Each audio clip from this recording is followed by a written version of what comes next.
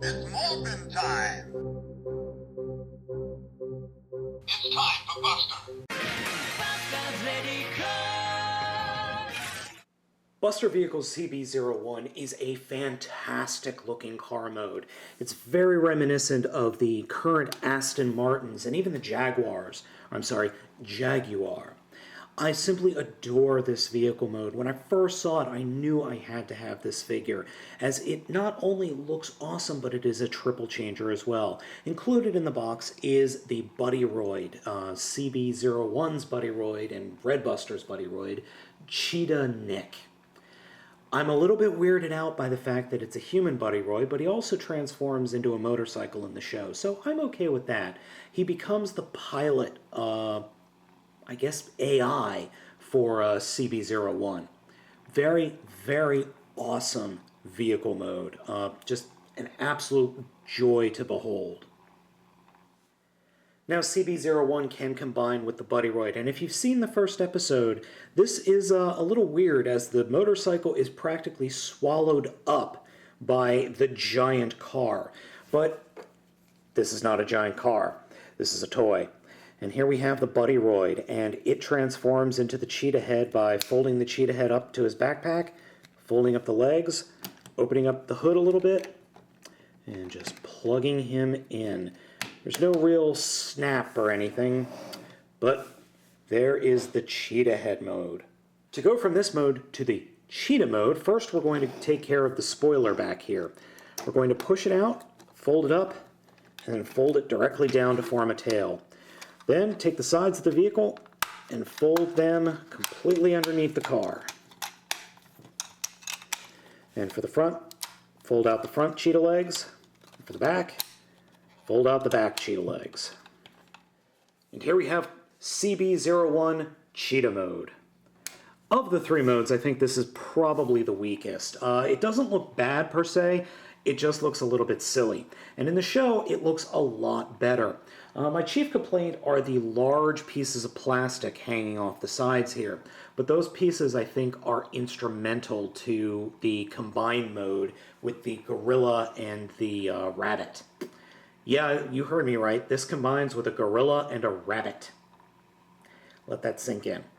Anyway, so let's go ahead and get into the Die Buster Ace mode. And by Die Buster Ace mode, I mean Go-Buster Ace mode. The first thing I did was just go ahead and remove the cheetah head, and there are buttons up here on the top of the canopy. You're going to want to push those, which will allow you to deploy the front of the car out as legs. Then open the hood again to form feet. Notice that hole? Well, Nick goes in there. The next bit of business is going to be at the back end of the vehicle. All you do is grab it and split it open to reveal the head, deploy the sword, fold the shoulders down, fold the hands out, and then this, folding the sword up. Now you can detach the sword. The sword is not hard attached. Go-Buster Ace is a fantastic looking mecha.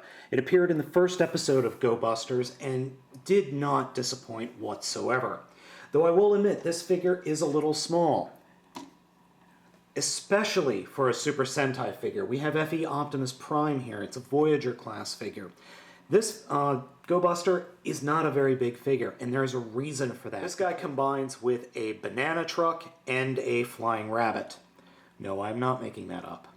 But I don't care, because this thing is awesome. It is a great looking figure. The yellow, the black, and the red really work well, and it just is a phenomenal figure to look at. Posability is very limited, as is typical of Super Sentai figures. The only articulation we have is in the arms, but we do have some extra articulation than normal. We've got up and down, or I should say up and down articulation, and then we've got in and out articulation just below the shoulder, a swivel at the above the elbow, actual elbows. The head, unfortunately, cannot move, but the head does have a nice little gimmick. The head's gimmick is it has an attack mode. This visor can fold over the face, and that just looks pretty darn cool. It does it in the show, which I'm fine with. I don't really understand why it does it in the show, but it's very cool. I have a feeling that's going to be used in the combined mode. If I have one complaint of Go-Buster Ace, it is the sword. The sword itself is fine. It's how he is holding the sword. Specifically, there is a ball right there. And every time I pull the sword out or put it back in, I feel like I'm going to break it, this figure. Because that ball is significantly bigger than the joint that it plugs into. And every time I plug it in, it feels like I'm going to break it. I'm just terrified I'm just going to break that thing straight off, whether either breaking the hand or breaking the ball joint, or the ball there. Now, the other hand cannot hold it. The other hand is in an open hand position, and I think that's because of the way it combines. Don't know yet. Won't know until mid-March when the bunny and the gorilla are released. Now, unfortunately, I was not able to pick this figure up off of my normal sources. Both CS Toys and Hobbyland Japan were sold out like that.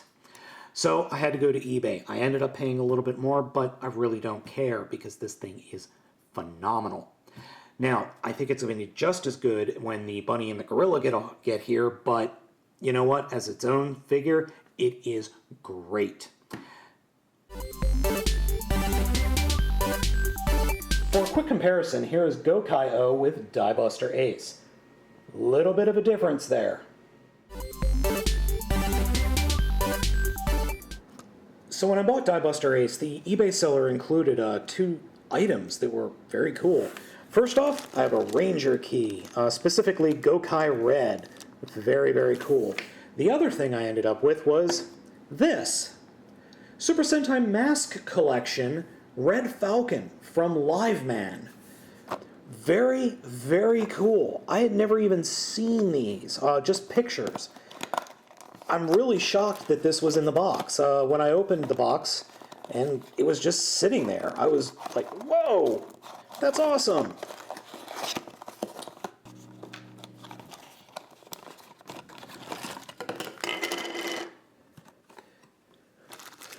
Wait a minute.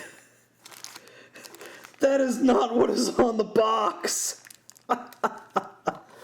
Okay. This is the Red Ranger from Ninja Man? No, that can't be right. Not Ninja Man. Oh man. What is that? Okay, not what I was expecting. Very cool little stand here to put with the head, but that is not what is on the box. Now, me not speaking Japanese probably has something to do with it. Oh boy. Well, that was a surprise. Kaku Ranger. I'm sorry. This is the Red Ranger from Kaku Ranger. Ninja Red. Okay, so that was not what I was expecting. Alright, so here it is. I really dig this little thing. I was not expecting Ninja Red. I was expecting Red Falcon.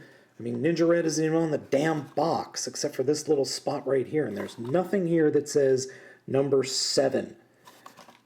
Anyway, but still, very cool. Cool little thing. I wonder how much these things cost, because I'd love to get a bunch of these. This is pretty darn cool.